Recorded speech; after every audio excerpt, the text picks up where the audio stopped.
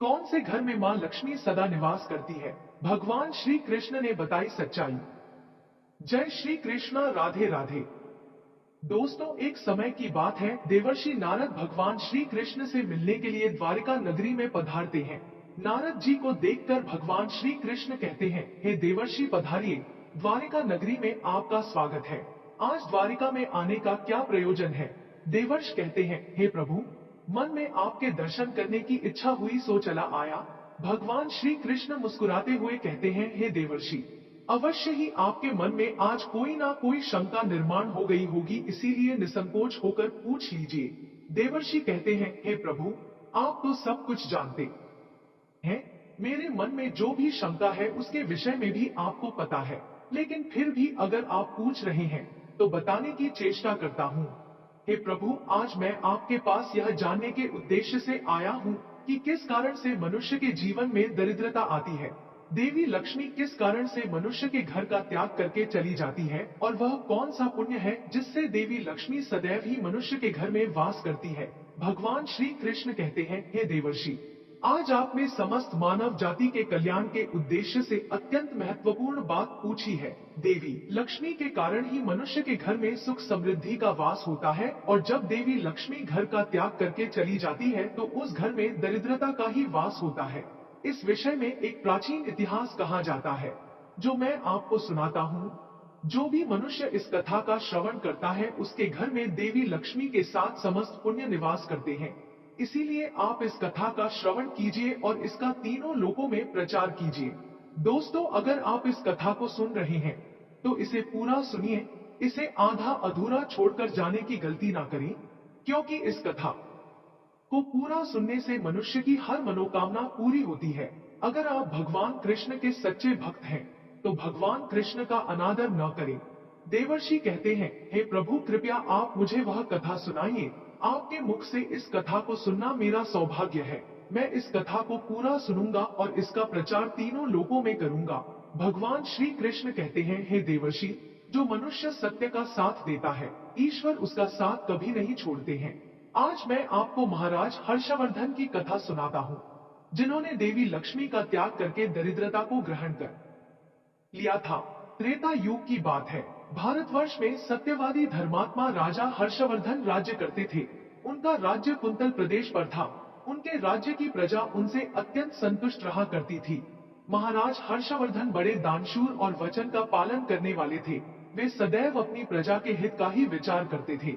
महाराज हर्षवर्धन इतने दयालु थे कि उनकी महानता का परिचय इस बात से पता चलता है, जब भी उनके नगर में कोई भी साधारण मनुष्य बिक्री करने के लिए बाजार में अन्न वस्त्र आदि कोई वस्तु लाता, और यदि वह वस्तु सायकाल तक नहीं बिकती तो उसे राजा स्वयं खरीद लिया करते थे, ताकि उनके राज्य से कोई खाली हाथ ना जा सके। अपनी प्रजा के हित के लिए राजा ने यह सत्य की प्रतिज्ञा की थी। सायकाल होते ही राजा के सेवक शहर में भ्रमण करते, और जब वे किसी को कोई वस्तु या द्रव्य लेकर बैठा हुआ देखते जिसे किसी ने खरीदा ना हो, तो महाराज के सेवक उस व्यक्ति से उन वस्तुओं की कीमत पूछते और उसकी इच्छा और जरूरत के अनुसार उस वस्तु की जो भी कीमत होती वह कीमत देकर उसकी वस्तुओं को खरीद लेते थे। इस प्रकार से महाराज के ऐसे दयालु स्वभाव को देखकर अनेक लोग प्रसन्न होकर उनकी महानता की चर्चा करने लगे। महाराज हर्षवर्धन की कीर्ति तीनों लोकों में होने लगी। देवता भी उनकी प्रशंसा करने लगे।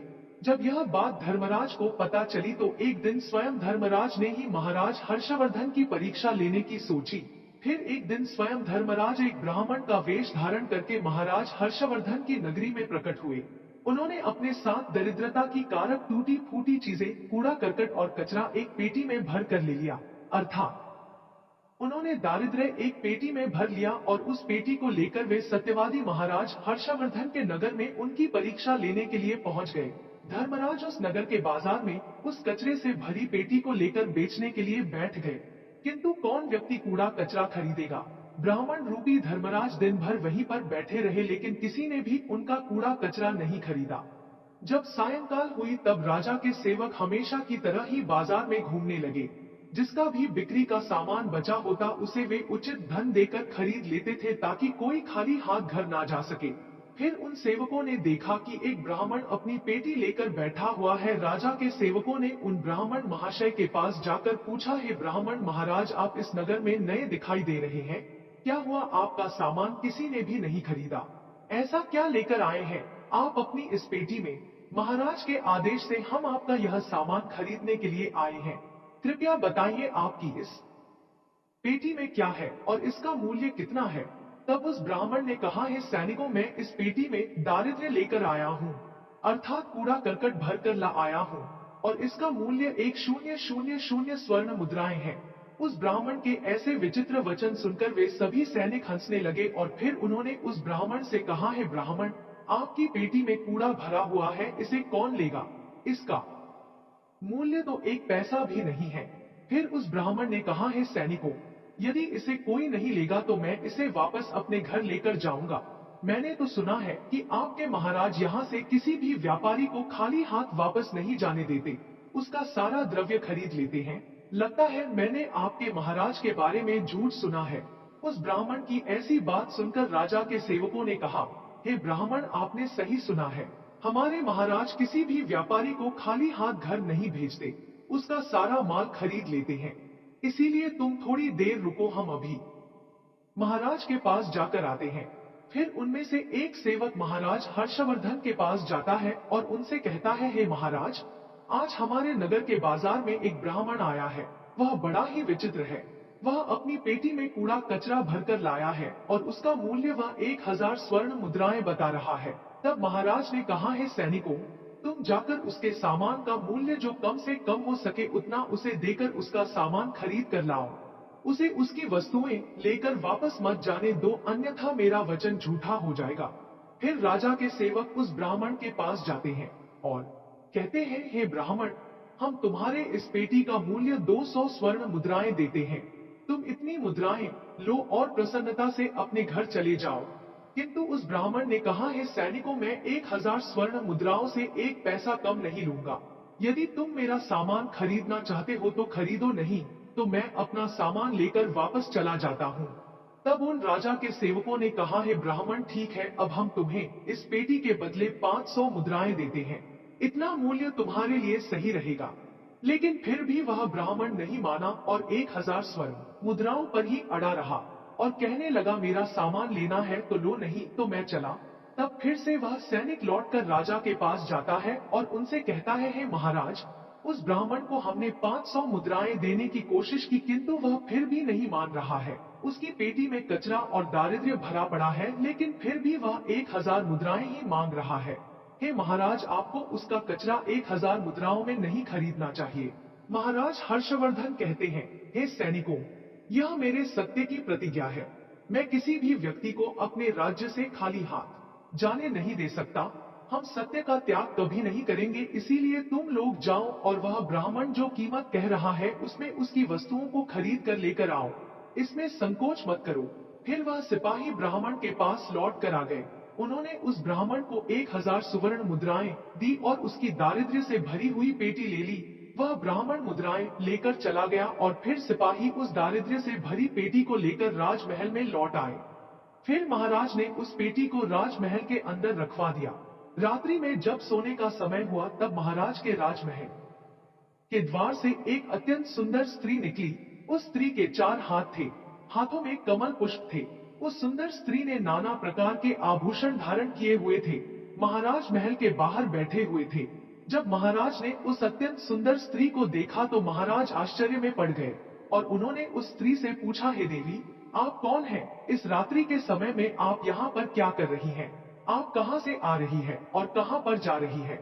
महाराज की ऐसी बात सुनकर वह स्त्री बोली, हे राजन, मैं तुम्हारे राज्य की लक्ष्मी हूँ। आप सत्यवादी धर्मात्मा है, इसी कारण से मैं आपके राजमहल में निवास करती हूँ।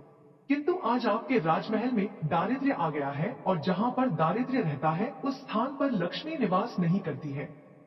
आज आपने एक पेटी में भरा दारिद्र्य अपने घर में रखा है, इसीलिए अब मैं यहाँ से जा रही हूँ। तब महाराज हर्षवर्धन ने हाथ जोड़कर प्रणाम करके देवी लक्ष्मी से कहा, हे मां लक्ष्मी, आपकी जैसी इच्छा। मैं अपने वचन और प्रतिज्ञा से बंधा हुआ हूँ, मैं अपना वचन नहीं तोड़ सकता। इस कारण से मैं उस दारिद्र्य से भरी पेटी को लेने से मना नहीं कर सकता था। कृपया आप मुझे क्षमा कीजिए। तब देवी लक्ष्मी महाराज के राजमहल का त्याग करके चली जाती है। थोड़ी देर बाद राजा ने एक बहुत ही सुंदर युवा पुरुष को राजमहल के दरवाजे से निकलते देखा, तो महाराज ने उससे पूछा, हे देव, आप कौन हैं? यहाँ पर कैसे आए और आप कहाँ जा रहे हैं? उस सुंदर पुरुष ने कहा, हे राजन, मेरा नाम दान है। आप सत्यवादी धर्मात्मा है, सदैव धर्म का पालन करते हैं। इसी कारण से मैं आपके राज्य महल में निवास करता था। किंतु अब देवी लक्ष्मी आपके राजमहल को त्याग कर चली गई है। लक्ष्मी के बिना आप दान कहाँ से करेंगे? इसीलिए मैं भी अब आपको छोड़कर जा रहा हूँ। तब महाराज हर्षवर्धन बोले, हे देव, ठीक है, जैसी आपकी इच्छा, आप भी जा सकते हैं, किंतु मैं अपने वचन को तोड़ नहीं सकता। फिर वह दान भी महाराज को छोड़कर चला जाता है। उसके बाद अन्य एक सुंदर पुरुष राजमहल से निकलता हुआ दिखाई पड़ा। तब महाराज ने उससे पूछा, हे देव, आप कौन हैं और कहाँ जा रहे हैं? तब उस पुरुष ने कहा, हे राजन, मैं यज्ञ हूँ। आप सत्यवादी धर्मात्मा है, आप सदैव दान धर्म करते थे, इसी कारण से मैं आपके राज्य में निवास करता था। किंतु अब लक्ष्मी और दान आपका घर छोड़कर चले गए हैं, तो मैं भी जा रहा हूँ। क्योंकि लक्ष्मी के बिना यज्ञ नहीं किया जा सकता और दान के बिना यज्ञ संपन्न नहीं हो सकता, इसीलिए मैं भी आपका त्याग करके जा रहा हूँ। महाराज हर्षवर्धन ने कहा, हे देव, ठीक है, जैसी आपकी इच्छा, आप भी जा सकते हैं, किंतु मैं अपने वचन का त्याग नहीं करूंगा। फिर वह यज्ञ भी राजमहल को छोड़कर चला जाता है। फिर कुछ समय बाद अन्य एक अत्यंत सुंदर पुरुष राजमहल से जाता हुआ दिखाई देता है। तो राजा ने उसे भी पूछा, हे महाशय, आप कौन हैं और राजमहल छोड़कर क्यों जा रहे हैं? तब उस पुरुष ने कहा, हे राजन, मैं यश हूँ। आपके पुण्यों के कारण मैं आपके घर में निवास कर रहा था, किंतु अब आपके यहाँ से लक्ष्मी, दान, यज्ञ आदि सब चले गए हैं, तो उनके बिना आपको यश की प्राप्ति नहीं हो सकती। इसी कारण से मैं भी यहाँ से जा रहा हूँ। तब राजा ने उसे भी नमस्कार किया और आदर पूर्वक जाने दी। फिर उसके बाद अन्य एक अत्यंत सुंदर स्त्री राजमहल से निकली, जिसने सुंदर वस्त्र परिधान किए हुए थे। उसे देखकर राजा ने पूछ लिया, हे देवी, आप कौन हैं और आप किस कारण से मेरे राजमहल का त्याग कर रही हो? तब वह स्त्री बोली, हे राजन, मैं कीर्ति हूँ। लक्ष्मी, दान, यज्ञ और यश ने भी आपका साथ छोड़ दिया है, तो उनके बिना मैं भी आपके राजमहल में नहीं ठहर सकती, इसीलिए मैं भी जा रही हूँ। तब राजा ने उसे भी जाने दिया। फिर अंत में एक अत्यंत सुंदर पुरुष राजमहल से निकला और उसे देखकर राजा ने पूछा, हे देव, आप कौन हैं और आप भी हमारे राजमहल को छोड़कर क्यों जा रहे हैं? तब उस पुरुष ने कहा, हे राजन, मैं सत्य हूँ। आप एक सत्यवादी धर्मात्मा राजा है, इसीलिए मैं आपके यहाँ निवास करता था, किंतु अब आपके यहाँ से लक्ष्मी, दान, यज्ञ, यश, कीर्ति आदि सभी चले गए हैं, तो मैं भी यहाँ से जा रहा हूँ। तब महाराज हर्षवर्धन ने कहा, हे सत्य, आप भी मेरा त्याग कर रहे हैं, किंतु मैंने तो आपका कभी त्याग ही नहीं किया। आपका त्याग ना करने के कारण ही सभी मुझे छोड़कर जा रहे हैं, इसीलिए आप मुझे छोड़कर कैसे जा सकते हैं? मैंने अपने सत्य वचन का पालन करने के लिए ही दारिद्र्य को अपने घर में रखा था। मैंने संसार के कल्याण के लिए यह वचन दिया था कि मेरे राज्य से कोई भी खाली हाथ नहीं जाएगा।